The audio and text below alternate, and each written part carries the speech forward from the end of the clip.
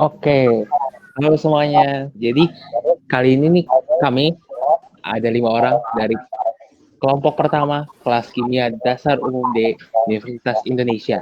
Nah, materi yang kita bahas pada hari ini yaitu peran kimia di lingkungan padat dan bebatuan. Khususnya kita akan membahas teknik biogas. Ya, perkenalkan teman-teman, jadi nama saya Iren Patricia Wibowo. Saya dari jurusan Ilmu Aktuaria FMIPA UI 2020. Dan saya Ferdiantori dari jurusan Ilmu Aktuaria Universitas Indonesia angkatan 2020. Saya Yuma Kathleen Monica dari jurusan Statistika FMIPA UI 2020. Dan saya Iren Devina Putri dari jurusan Ilmu Aktuaria UI 2020. Dan saya terakhir Daniel Rivaldo Haryanto dari jurusan Statistika FMIPA UI 2020. Baik, yang pertama di sini kita akan membahas mengenai latar belakang kenapa kita memilih untuk membahas biogas. Jadi seperti yang kita tahu, manusia itu membutuhkan energi untuk beraktivitas. Nah, energi itu bisa bersumber dari sumber daya alam yang dapat diperbaharui maupun yang tidak dapat diperbaharui, atau bisa dikatakan bisa diperbaharui tapi dalam jangka waktu yang sangat lama. Nah, di Indonesia sendiri, konsumsi energi itu sudah makin lama semakin besar. Berdasarkan penelitian yang dilakukan oleh Elinor pada tahun 2010, dikatakan cadangan energi minyak mentah di Indonesia itu akan habis dalam kurun waktu 23 tahun, sedangkan gas selama 59 tahun dan batubara selama 82 tahun. Nah, karena itulah di sini kita membutuhkan teknologi, yaitu di sini kita membahas teknologi tepat guna. Nah, di sini itu teknologi yang kita dapat berikan itu adalah biogas. Kenapa kita memilih biogas? Karena biogas di sini itu terbuat dari kotoran ternak, limbah industri tahu, ataupun sampah organik rumah tangga. Jadi di sini biogas ini memiliki prospek yang baik sebagai alternatif energi terbarukan untuk dikembangkan di Indonesia. Nah, untuk biogas sendiri, di sini Wahyuni sudah melakukan penelitian pada tahun 2012. Di sini dinyatakan bahwa biogas itu dapat menyalakan bunga api dengan energi 6.400 hingga 6.600 kilokalori per meter kubik. Nah, kandungan 1 meter kubik biogas itu setara dengan 0,62 liter minyak tanah, 0,46 liter LPG, 0,52 liter minyak solar, 0,8 liter bensin, dan 1,5 meter kubik gas kota, serta 3,5 kg kayu bakar. Nah, dari penelitian Hanif pada tahun 2010, satu ekor sapi itu dapat menghasilkan kotoran sebesar 25 kg. Ini berarti bahwa 411 ekor sapi saja dapat menghasilkan 10.275 kg kotoran, di mana di situ terkandung 2.055 kg bahan kering yang dapat menghasilkan biogas sebanyak 82,2 meter kubik per harinya. Nah, 1 meter kubik biogas saja dapat menghasilkan 4,7 kilowatt listrik. Nah, karena itu, kotoran dari 441 ekor sapi itu memiliki potensi untuk menghasilkan listrik sebesar 386,6 kilowatt per hari. Selanjutnya akan dilanjutkan mengenai pengertian biogas. Nah, biogas itu apa sih? Jadi biogas itu adalah campuran gas yang dihasilkan oleh pemecahan bahan organik secara anaerob. Nah, mungkin kata-kata anaerob tuh udah lumayan sering terdengar ya, apalagi sama anak SMA atau anak kuliah. Nah, jadi anaerob itu adalah kondisi di mana tidak adanya oksigen. Biogas ini diciptakan pada saat keadaan anaerob, baik secara metanogen maupun menggunakan organisme yang anaerob. Nah, pemecahan bahan organik ini tadi bisa dibilang ya bisa dari limbah maupun dari kotoran. Nah, terdiri atas beberapa gas, terutama metana dan karbon dioksida. Nah, dua gas ini bisa dibilang cukup berbahaya ya memang, tapi akan menghasilkan sesuatu yang berguna. Makanya ini merupakan suatu prospek yang luar biasa. Nah, sumber energi ini renewable dan biasa diproduksi dari limbah yang diproduksi dari limbah pabrik atau limbah industri maupun dari kotoran-kotoran hewan. Jadi memang ini bakal terus diperbaharui karena bahan-bahan limbah dan kotoran hewan ini pasti akan selalu ada setiap harinya. Nah, gas metana, hidrogen, maupun karbon monoksida yang kita tahu karbon monoksida itu termasuk satu gas yang paling berbahaya bagi manusia ya. Di biogas itu dioksidasi dengan oksigen dan menghasilkan energi yang bisa dipakai sebagai bahan bakar yang bisa menghasilkan energi lain dan panas juga bisa menghasilkan listrik loh. Jadi biogas ini bisa dipakai sebagai bahan bakar lain. Selain bahan bakar gas saja, dia juga bisa menghasilkan energi panas maupun energi listrik yang pastinya berguna banget bagi kehidupan sehari-hari. Selanjutnya biogas dapat dikompresi setelah karbon dioksida dihilangkan. Nah, tadi kan kita tahu nih, biogas itu terdiri dari utamanya metana dan karbon dioksida. Kalau karbon dioksida yang dihilangkan, biogas ini bisa dihilangkan sebagai bahan bakar kendaraan bermotor. Wow, keren banget ya pastinya. Jadi, selain untuk menghasilkan energi, bisa sebagai bahan bakar kendaraan bermotor. Biogas yang berubah jadi biometana, itu bisa dipersihkan dan ditingkatkan menjadi standar gas alam. Nah, pengurangan biomasa menjadi biogas juga bisa menghasilkan kompos dan pupuk organik. Nah, jadi fungsi dari biogas ini banyak banget yang pastinya bakal berguna dan sumber energi biogas ini sumber energi yang menarik karena sumber energi ini ramah lingkungan walaupun terdiri dari bahan-bahan yang berbahaya. Karena dengan adanya biogas ini, salah satunya, ketergantungan kita terhadap bahan bakar fosil yang pastinya terbatas dan tidak bisa diperbarui itu akan berkurang. Selain itu, metana juga bisa dialihfungsikan menjadi hal yang berguna bagi masyarakat. Wah, keren banget sih pastinya biogas ini. Nah, kita lihat tuh, ini ada beberapa gambar yang bisa merefresh ingatan kita tentang pengertian biogas. Dan sudah dirangkum dalam 2 gambar ini. Kita lihat itu ada kotoran hewan yang sudah diolah dalam proses yang anaerobik, bisa menghasilkan energi panas yang bisa digunakan untuk memasak atau pemanasan, dan karbon dioksida yang dirilis dalam pembakaran ini diabsorpsi oleh tanaman untuk fotosintesis. Jadi, memang ini adalah suatu siklus yang tentunya sangat baik untuk kehidupan makhluk hidup saat ini. Nah, itu pengertian dari biogas. Selanjutnya akan dilanjutkan mengenai proses atau cara kerja biogas. Nah, sekarang pada penasaran nggak sih gimana caranya proses terbentuknya biogas dan cara kerja dari biogas itu sendiri? Nah, proses terbentuknya biogas itu berasal dari proses biodegradasi material organik oleh bakteri dalam kondisi anaerob, atau dengan kata lain itu tanpa udara.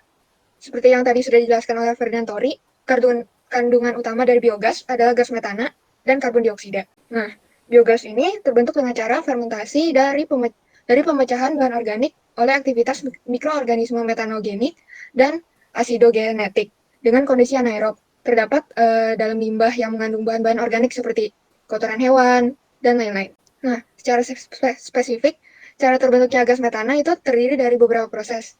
Yang pertama itu ada hidrolisis, yaitu pemecahan senyawa kompleks menjadi senyawa yang lebih sederhana oleh bakteri dengan bantuan ekoenzim. Selanjutnya, ada asidogenesis, yaitu penguraian bahan kompleks organik menjadi monomer organik terlarut yang kemudian diurai menjadi asam-asam organik volatil oleh bakteri anaerobik. Lalu ada asetogenesis, yaitu proses pembentukan asam asetat dan hidrogen oleh bakteri acetogene. Ya, dan yang terakhir ada metanogenesis, yaitu proses pembentukan gas metana oleh bakteri Methanobacterium, Methanobacillus, Methanococcus, dan Methanosaccharia. Proses metanogenesis ini mendekarboksilasi asam asetat, dan bersama dengan hidrogen dia menghasilkan gas metana dan karbon dioksida. Nah, proses metanogenesis ini memerlukan waktu selama kurang lebih 14 hari dengan suhu rata-rata 25 derajat Celcius. Nah, secara garis besarnya, proses dan cara kerja biogas ini dijelaskan dari gambar berikut ini. Jadi bahan organik ditampung dalam sebuah digester. Biogas terbentuk pada hari keempat sampai kelima sesudah digester ini terisi penuh dan mencapai puncaknya pada hari ke-20 sampai 25. Biogas yang dihasilkan sebagian besar terdiri dari 50% sampai 70% metana, 30% sampai 40% gas karbon dioksida, dan beberapa gas lainnya dalam jumlah kecil. Nah, gas-gas yang terbentuk ini akan terkumpul kemudian disalurkan untuk dapat kemudian digunakan sebagai kebutuhan sehari-hari. Ya, saya akan menjelaskan tentang peran dan manfaat biogas terhadap lingkungan dan masyarakat. Nah, bisa dilihat dari gambar berikut ini, potensi biogas sebagai energi terbarukan ada beberapa manfaatnya. Yang pertama adalah untuk menjadi alternatif untuk memasok ketersediaan listrik rumah tangga. Nah, seperti yang kita tahu di Indonesia, pemasok listrik adalah PLN, dan saat ini PLN itu menggunakan bahan bakar jenis solar sebagai alternatif untuk memasok ketersediaan listriknya kepada para pelanggan. Faktanya, dengan memanfaatkan biogas dengan baik dan benar, sebenarnya biogas ini mampu menjadi alternatif atau energi tambahan untuk memasok ketersediaan listrik di Indonesia. Nah, menurut penelitian Hanif pada tahun 2010, ia menyatakan bahwa setiap 1 meter kubik biogas dapat menghasilkan 4,7 kWh listrik per jamnya. Nah, berikutnya adalah penggunaan gas LPG yang kini bisa digantikan dengan biogas. Nah, telah dilakukan beberapa kajian dan penelitian terhadap penggunaan biogas untuk menggantikan LPG ini di beberapa desa di Indonesia, seperti Majalengka dan Magelang. Nah, karena menurut penelitian oleh Hanif juga, 1 meter kubik biogas itu sama dengan 0,46 liter LPG. Nah, kemudian manfaat berikutnya adalah penguraian biomasa menjadi biogas itu dapat menghasilkan pupuk dan kompos, sehingga dapat menjadi sumber energi yang murah dan mendukung kegiatan pertanian karena tidak mengandung bahan kimia yang dapat merusak hasil panen. Dan juga ini meningkatkan kebersihan lingkungan keluarga pedesaan. Nah, untuk berikutnya, kita dapat lihat ada kayu bakar di sana, karena biogas ini dapat menggantikan kayu bakar. Menurut penelitian Wahyuni tahun 2012, biogas ini menyalakan bunga api dengan energi 6.400 sampai 6.600 kilokalori per meter kubik. Dan kandungan 1 meter kubik biogas ini setara dengan 3,5 kg kayu bakar. Nah, kemudian Biogas ini juga dapat mengurangi polusi udara. Nah, seperti yang sudah dijelaskan oleh teman-teman saya, biogas ini mengandung sebagian besar gas metana atau CH4 yang merupakan salah satu sumber gas yang menyebabkan polusi udara. Nah, jadi dengan menggunakan biogas ini sebenarnya juga bisa menyelesaikan sedikit masalah tentang polusi udara. Nah, kemudian polusi biogas ini juga dapat menjadi sumber genset. Nah, pada penelitian Arifin pada tahun 2011 di pesantren Saung Balong telah dibuat pilot plant biogas dengan produksi biogas sekitar 7 meter kubik per hari. Dan biogas ini dapat menjadi genset dengan skala 1000 sampai 10.000 watt. Oke. Oke, jadi yang terakhir untuk menyimpulkan penjelasan dari teman-teman saya ini, jadi biogas itu pengertiannya adalah sumber energi gas alternatif yang baru dan masih dikembangkan di negara-negara di dunia. Nah, biogas itu terbilang masih menjadi sumber energi yang ramah lingkungan, lebih hemat, dan lebih modern dibandingkan energi yang terbentuk gas lainnya seperti liquid natural gas atau LNG, liquid petroleum gas atau LPG, ataupun compressed natural gas atau CNG. Nah, maka dari itu sebenarnya perlu sosialisasi secara menyeluruh kepada masyarakat Indonesia agar energi biogas ini bisa dimanfaatkan di Indonesia juga, karena sampai sekarang Indonesia juga masih belum banyak yang menggunakan.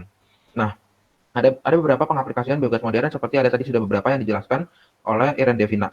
Nah, jadi yang pertama adalah bahan bakar kendaraan. Jadi sampai sekarang masih menggunakan energi fosil yang bahan bakarnya adalah bahan bakar tidak mudah terbarukan. Nah, bahan biogas ini menjadi salah satu bahan bakar gas yang memiliki banyak fungsi dan manfaatnya. Salah satunya karena akan biayanya menjadi lebih murah untuk biaya operasional. Yang kedua akan menjadi pengganti gas LPG. Jadi biogas ini menjadi energi yang baik dan mampu menggantikan gas LPG yang sering kita gunakan di rumah. Nah, karena daya beli masyarakat terhadap LPG kan sangat memberatkan, merupakan salah satu alasan kenapa biogas menjadi pengganti LPG yang cocok. Dan karena sumber bahan bakarnya yang berasal dari limbah, berarti dapat didapatkan secara mudah dan dengan harga yang murah. Yang ketiga, menghasilkan pupuk organik. Nah, pupuk organik ini berasal dari limbah, memiliki banyak manfaat karena tidak mengandung bahan kimia yang mampu menurunkan hasil panen atau hasil produksi pertanian. Yang keempat, memanfaatkan sampah lingkungan, yaitu dengan memanfaatkan jenis limbah yang mudah terurai atau recycle, maka kita mampu mengurangi sampah yang tersebar di lingkungan. Kegiatan ini otomatis mampu menjaga lingkungan kita tetap bersih dan terjaga. Dan yang terakhir, ya sebagai pembangkit listrik, seperti tadi sudah dijelaskan oleh Ehan Devina juga. Termasuk listrik tunggal di Indonesia itu PLN saat ini menggunakan bahan bakar jenis solar untuk sebagai energi alternatif untuk masuk pekerjaan listrik kepada pelanggan. Tapi ternyata biogas itu bisa menjadi penggantinya karena diperkirakan 1 meter kubik itu mampu menghasilkan sekitar 4,7 kilowatt per jam atau bisa mencapai 6.000 watt listrik per jam. Dan berikut adalah sumber-sumber yang kami gunakan untuk mencari informasi-informasi yang ada di dalam PowerPoint ini, presentasi ini. Sekian presentasi dari kelompok kami mengenai biogas. Semoga informasi pada hari ini bermanfaat. Saya mewakili rekan-rekan kelompok 1 mengucapkan minta maaf jika ada salah kata. Sekian dan terima kasih.